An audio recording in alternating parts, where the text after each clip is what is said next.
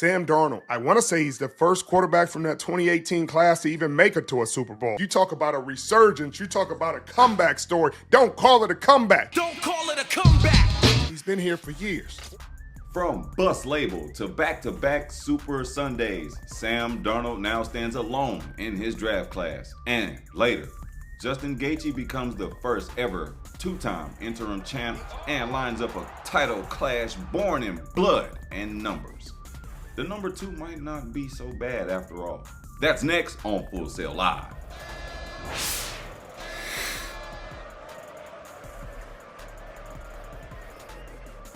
Sam Darnold came into the league as the 3rd overall pick in the 2018 NFL Draft behind Baker Mayfield at number 1, ahead of Josh Allen at 7 and Lamar Jackson at 32. That class was presented as a group expected to shape the next decade at quarterback. Draft class that includes Josh Allen, Lamar Jackson, Baker Mayfield, the first one to make it to a Super Bowl. What does that mean to you personally? Yeah, I actually made it 23 as well when I was in San Francisco, so no, I'm just messing with you. In New York, his first team production included a high turnover rate, limited wins, and frequent changes on the coaching staff and roster. Over those years, Allen and Jackson added MVP-level seasons and multiple playoff appearances while Darnold worked to retain starting roles on struggling offenses. Next came Carolina, where he played 2 seasons and shared the quarterback room at one point with Mayfield, another top 3 pick from that same draft. Those years added starts, attempts, and game reps on a second team, building a larger sample of his career, but not yet changing his league-wide reputation. Darnold then moved to San Francisco.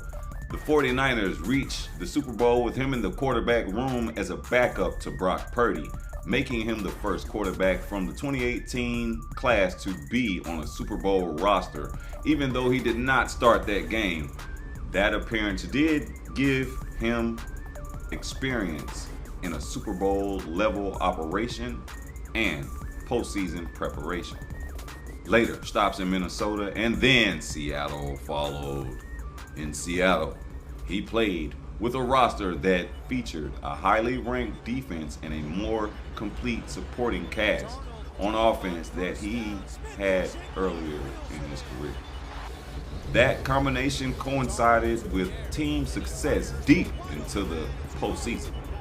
In the NFC Championship game, Darnold started and led a 31-7 win over the Los Angeles Rams to reach another Super Bowl, this time as the starting quarterback. With that result, he became the only quarterback from the 2018 class to be part of 2 Super Bowl teams and the first from that class to both reach the Super Bowl and later start in one. After the win over the Rams, he described the feeling as, "It's amazing to be able to do it with these guys though in this locker room, with this coaching staff. That's why it means the world to me." The record now shows a quarterback who moved teams several times, carried the bus label early, and still reached the league's biggest game twice, including once as the primary starter. Up next, from the gridiron to the cage. No one's knocking me out. I've said it before. I'll say it again. I'm a Scouser. We don't get knocked out. Justin Gaethje does not just win another main event.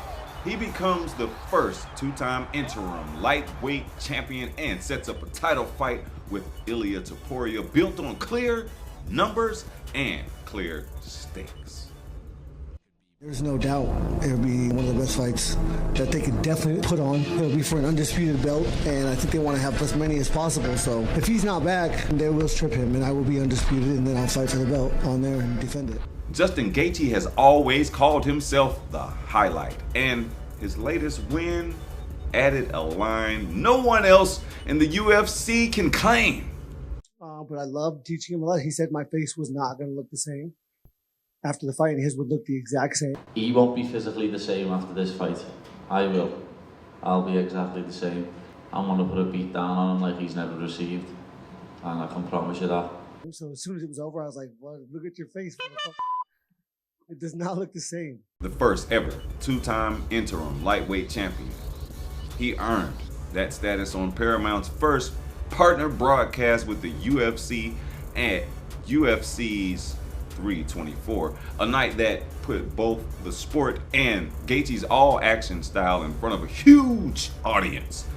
Across 5 rounds with Paddy Pimblett, the numbers explain the result. Pimblett landed slightly more significant shots overall, 156 of 311 to Gaethje's 144 of 254. But Gaethje led where it mattered most, 120 significant strikes to the head versus 83 for Pimblett, plus 15 to the body and 9 to the legs, and a perfect 3 for 3 on takedowns, while Pimblett went 0 for 5. Gaethje's new status as the first two-time interim lightweight champion now points to one target: Ilia Topuria, the undisputed lightweight champion with a 17-0 record. Topuria owns 7 wins by knockout and 8 by submission, with only 2 bouts going to a decision and a 9-0 UFC record that includes knockouts of former champions Alexander Volkanovski, Max Holloway, and Charles Oliveira. So the hook is simple: the first two-time interim king versus a 17-0 champion who rarely needs the judges. Gaethje offers volume, knockdowns, and proven cardio. Topuria offers precision, defense, and finishing power. That's all for this edition of Full Sail Live. I'm Charles Jones. Tonight, the numbers showed Sam Darnold's path from early struggles to 2 Super Bowl appearances and Justin Gaethje's rise to a second interim title and a shot at Ilia Topuria's championship. Next time, we'll keep tracking how the stats reshape the stories across every sport. Thanks for watching.